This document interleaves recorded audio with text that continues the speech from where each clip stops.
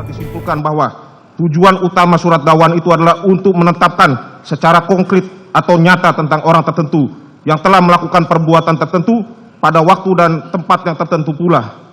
Sehingga kalau sudah terpenuhi tujuan utama surat dakwaan, maka dakwaan tersebut tidak dapat dikatakan batal demi hukum.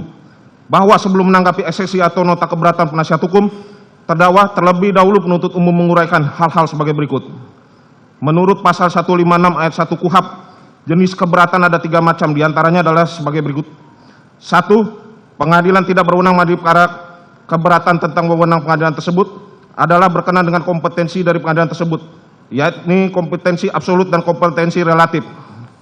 2. Surat dakwaan tidak dapat diterima pada umumnya didasarkan atas kewenangan menuntut dari penuntut umum apabila wewenang penuntut dalam menuntut suatu tindak pidana sudah hapus, sebagaimana pasal 75 KUHP. Orang yang mengadukan pengaduan berhak menarik kembali dalam waktu 3 bulan setelah pengaduan diajukan. Menurut pasal tersebut, apabila suatu tindak pidana aduan di mana pengadu telah menarik kembali aduannya, namun tindak pidana tersebut dilimpahkan ke pengadilan oleh penuntut umum untuk disidangkan. Dalam hal tersebut, terdakwa atau penasihat hukumnya dapat mengajukan keberatan bahwa surat dakwaan tidak dapat diterima dengan alasan bahwa aduan telah ditarik kembali, dan menurut pasal 75 KUHP, kewenangan penuntut umum telah hapus. Pasal 76 KUHP yang biasa disebut nebis in idem. Pasal 78 KUHP yang biasa disebut daluarsa. Surat dakwaan yang didakwaan oleh penuntut umum bukan perkara pidana tetapi perkara perdata. Surat dakwaan harus dibatalkan sebagaimana pasal 143 ayat 2 dan 3 KUHP.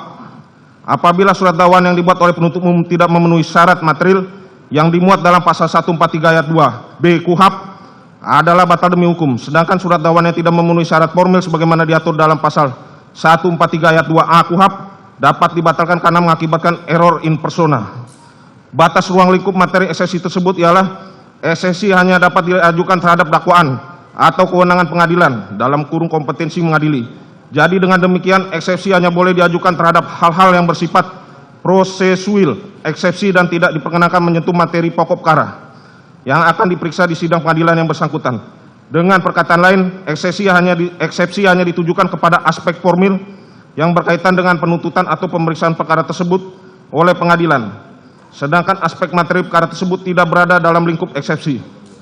Bahwa sebelum penuntut umum menanggapi eksepsi atau nota keberatan terhadap dalil yang dikemukakan oleh penasihat hukum terdakwa Ferdi Sambo SH SIK MH, terlebih dahulu kami menanggapi dalil yang menyatakan hal-hal prinsip terhadap deklarasi hak asasi manusia sebagaimana pasal 7 dan pasal 14 ayat 1 Kovenan Hak Sipil dan Politik yang telah diratifikasi menjadi Undang-Undang Nomor 12 Tahun 2005 tentang pengesahan International Covenant on Civil and Political Right, Covenant Internasional tentang hak-hak sipil dan politik.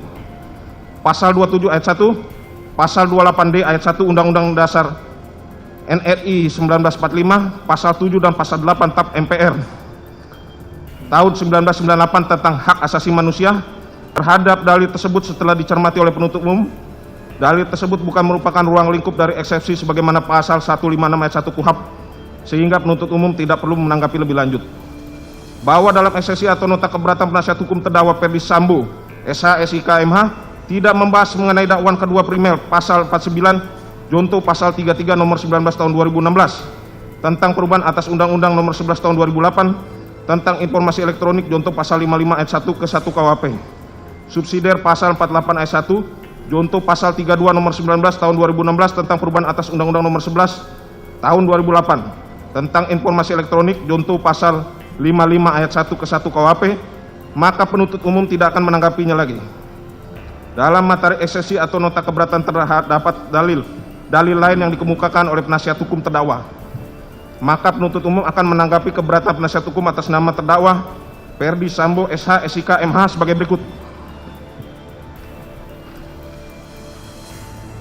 1. Bahwa terhadap alasan eksepsi atau nota keberatan penasihat terdakwa Ferdi Sambo SH SIK MH mengenai kronologis peristiwa yang kami susun berdasarkan informasi dari pokok perkara yang kami terima dari jaksa penuntut umum setelah penuntut umum mencermati uraian eksepsi atau nota keberatan penasihat hukum terdakwa Ferdi Sambo SH SIK MH vide halaman 7 sampai dengan halaman 17 jelas dan tegas menguraikan materi pokok perkara yang bukan ruang lingkup dari eksepsi sebagaimana pasal 156 ayat 1 KUHP sehingga penuntut umum tidak perlu menanggapinya.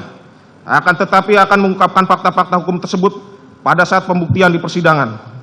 2. Bahwa terhadap alasan eksepsi atau nota keberatan penasihat terdakwa Ferdi Sambo, SH SIK MH, mengenai ringkasan surat dakwaan yang tidak menguraikan peristiwa secara utuh, antara lain surat dakwaan tidak menguraikan rangkaian peristiwa yang terjadi di Rumah Magelang, bahkan terdapat uraian dakwaan yang hanya bersandar pada satu keterangan saksi, tanpa mempertimbangkan keterangan saksi lain. Setelah penuntut umum mencermati uraian eksepsi atau nota keberatan penasihat hukum terdakwa Ferdi Sambo, SH SIK MH, dalam kurung video halaman 18 sampai dengan halaman 26, jelas dan tegas menguraikan materi pokok perkara yang bukan ruang lingkup dari eksepsi sebagaimana pasal 156 ayat 1 KUHP, sehingga penuntut umum tidak perlu menanggapinya, akan tetapi akan mengungkapkan fakta-fakta hukum tersebut pada saat pembuktian di persidangan. 3. Bahwa terhadap alasan eksepsi atau nota keberatan penasihat terdakwa Ferdi Sambo, SH SIK MH, mengenai surat dakwaan disusun oleh jaksa penuntut umum dengan tidak hati-hati dan menyimpang dari hasil penyidikan, serta tidak memenuhi syarat material sebagaimana yang telah kami jelaskan mengenai ketentuan perumusan dakwaan secara singkat dalam poin 4 ketentuan perumusan dakwaan, sehingga surat dakwaan berdasarkan pasal 143 KUHP harus dinyatakan batal demi hukum setelah penuntut umum mencermati uraian eksepsi atau nota keberatan penasihat hukum terdakwa Ferdi Sambo, SH SIK MH, PD halaman 26 sampai dengan halaman 28. Rupanya penasihat hukum terdakwa Ferdi Sambo, SH SIK MH, tidak memahami maksud dari pasal 143 ayat 2 KUHP yang dengan tegas berbunyi, ayat 2 penuntut umum membuat surat dakwaan yang diberi tanggal dan ditandatangani serta berisi uraian secara cermat, jelas dan lengkap mengenai tindak pidana yang didakwakan dengan menyebutkan waktu dan tempat tindak pidana. Bahwa apabila dilihat dari rumusan pasal 143 ayat 2 KUHP tersebut di atas jelas dan tegas dalam surat dakwaan atas nama terdakwa Ferdi Sambo, SH SIK MH.